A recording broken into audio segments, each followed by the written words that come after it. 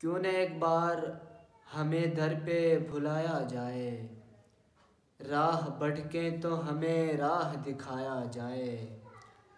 غازی عباس کے روضے پہ شفا رکھی ہے، سارے دکھ درد جو غازی کو سنایا جائے۔ آپ کے در کا گداگر ہوں ازل سے مولا، لفظ کرتاس پہ لکھنا بھی سکھایا جائے۔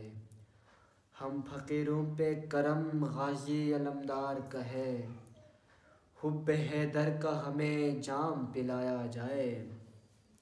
لے کے عباس کے روضے سے وفا کا دریا، لے کے عباس کے روضے سے وفا کا دریا، کیوں نہ ایک نقش ہی پانی پہ بنایا جائے۔ یہ دعا لے کے تیرے در پہ کھڑا ہوں مولا، یہ دعا لے کے تیرے در پہ کھڑا ہوں مولا، ہم کو جینے کا سلیقہ بھی سکھایا جائے، ہم کو